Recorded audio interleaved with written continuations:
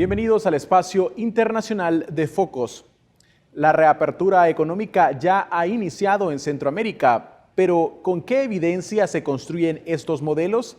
¿De qué depende que sean un éxito o fracaso en nuestros países?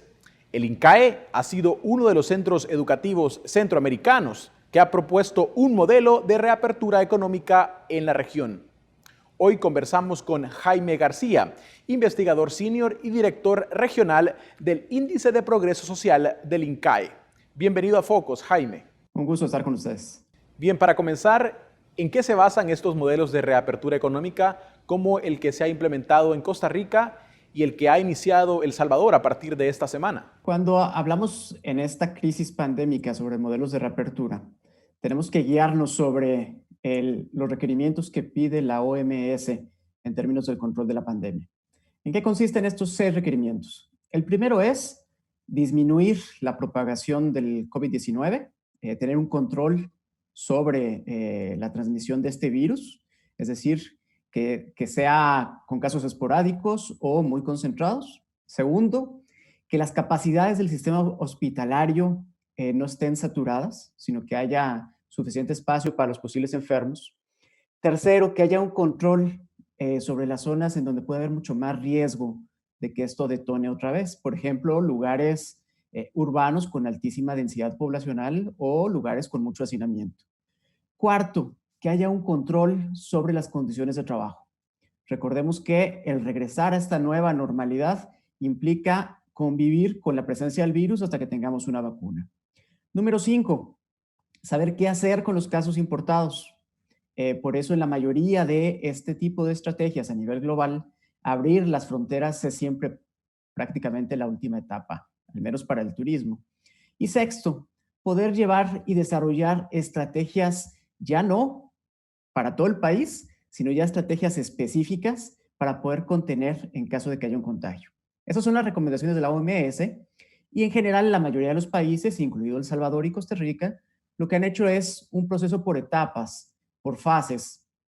¿A partir de qué? A partir de cómo va evolucionando el virus, cómo va evolucionando mi capacidad hospitalaria y en ese sentido voy abriendo actividades que van requiriendo mayor interacción y contacto humano. En los dos casos, la estrategia deja hasta el final, por ejemplo, los eventos masivos. ¿Por qué? Porque, bueno, los eventos masivos son de altísimo riesgo para el contagio.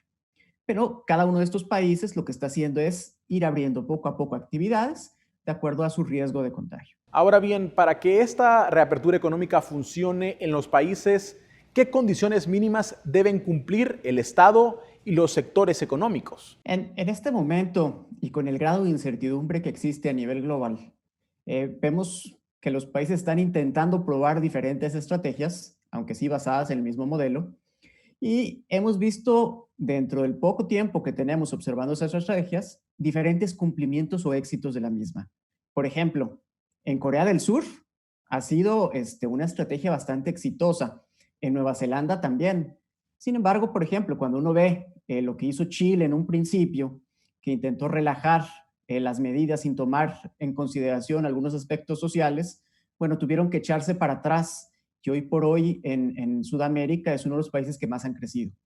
En ese sentido, ¿cuáles son los componentes mínimos que mencionas que requiere una estrategia para que tenga éxito?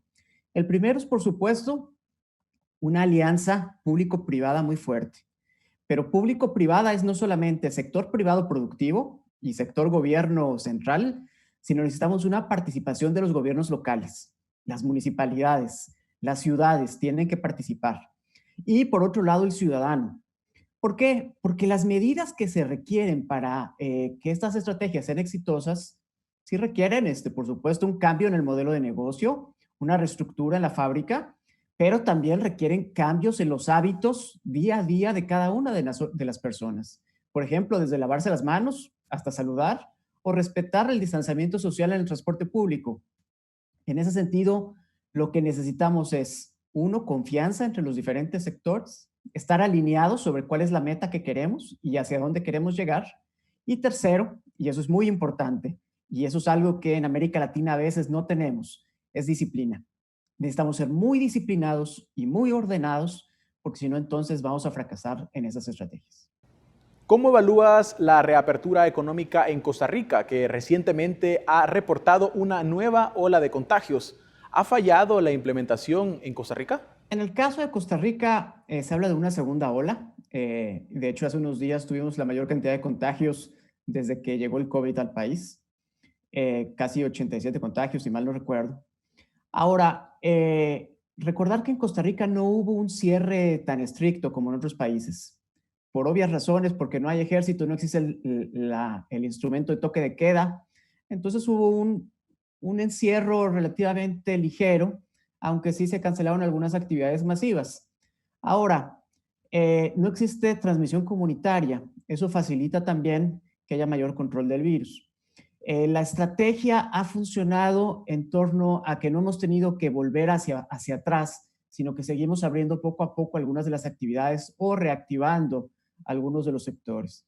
Estos brotes que se dieron, curiosamente, se dieron en zonas de poca densidad poblacional, en actividades que son consideradas de bajo riesgo, como la agricultura, pero en donde quizás los protocolos se relajaron, porque uno a lo mejor está acostumbrado a decir, bueno, seamos más estrictos con el protocolo en los transportes públicos de la ciudad, pero es una muestra de cómo si relajo el protocolo en actividades que aunque parezcan de bajo riesgo, pueden ser detonantes de contagios. Y por otro lado, es temporada también en el campo, donde muchos trabajadores nicaragüenses vienen a trabajar a Costa Rica y sabemos que en Nicaragua el COVID-19 está fuera de control. Eso ha magnificado el contagio. Lo que sí se ha hecho, y esa es la estrategia hacia donde tenemos que ir, es ir y focalizar las acciones. Ya no hay por qué cerrar todo el país, sino uno ya encuentra estos clústeres de contagios y es uno donde empieza a tomar ahí esas medidas ya muy focalizadas. Esta nueva normalidad no significa que cuando salgamos de la cuarentena ya no va a haber contagios. Los contagios van a estar ahí, pero la diferencia es que el gobierno, las autoridades van a tener control de los contagios. Entonces, es ahí hacia donde nos tenemos que mover.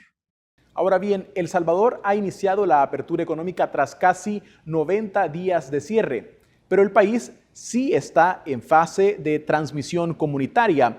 ¿Cómo se garantiza entonces que este modelo de reapertura funcione? El éxito va a depender mucho de cómo se implementa esto desde un nivel macro a un nivel micro, de cómo se comunica justamente con ese sector o con esas actividades informales. El éxito va a depender mucho de la voluntad de colaborar en todos los aspectos. En el caso de que podamos tener disciplina y que entendamos que el protocolo es para cuidarnos todos y para que sigamos produciendo. ¿Qué se puede aprender del caso de Costa Rica? Focalizar. Costa Rica tiene además una debilidad mayor que en el caso de El Salvador, que es, por ejemplo, el sector turístico. El sector turístico de Costa Rica tiene un peso de casi el 8% del PIB, que es bastante grande, y está completamente detenido. Ahora, ante estos nuevos aumentos en los casos, no se ha cerrado todo el país y se sigue trabajando en protocolos para poder reabrir el turismo con medidas de cuidado. Porque ha pasado otra vez lo mismo, focalizar. Yo creo que El Salvador, si algo puede aprender, es cuando vayan a aumentar los contagios, porque definitivamente van a aumentar, es parte de esta danza que tenemos con el COVID-19. No hay por qué echarse para atrás. Lo que no hay que perder es el control. Es decir, el rastreo, la medición, las pruebas que se realizan tienen que ayudarme a tener un modelo de gestión de la enfermedad, en donde ya no apago todo el país, sino apago ciertas zonas, apago ciertas regiones. A lo mejor intervengo en un municipio, a lo mejor son 2 o 3 fábricas de un mismo sector en donde hay que mejorar el protocolo. Pero es utilizar la inteligencia en términos de los datos para generar este tipo de estrategias. Porque lo que mencionas, no tenemos la capacidad fiscal de Dinamarca ni de Noruega para estar encerrados 6 meses. Vivimos al día, tenemos otras urgencias, podemos morirnos de hambre o incluso de violencia. Lo que tenemos que hacer es balancear el costo social, el costo económico y por supuesto el costo de salud. Y la mejor manera es utilicemos esta información para atender de forma quirúrgica los puntos de contagio. Pero entonces, ¿qué complejidades tiene el caso salvadoreño con un sistema de salud menos avanzado y con menos control que el costarricense? Claro, el reto es enorme. Ahora, tú lo mencionas, el sistema de salud costarricense ha sido bastante eficiente en general para tratar cualquier tipo de enfermedad. Aunque si tú mides los niveles de infraestructura o el número de doctores por 100,000 habitantes o el número de camas de hospital, ha habido un poco más de inversión en El Salvador que en Costa Rica, al menos en términos de infraestructura. En términos de resultados, definitivamente no. Ahí hay algo, el modelo de gestión no está funcionando. Eso hay que tomarlo en cuenta. Y por eso hay diferencias en salud y bienestar bastante grandes. Ahora, en términos de esta crisis, bueno, ¿qué hay que hacer?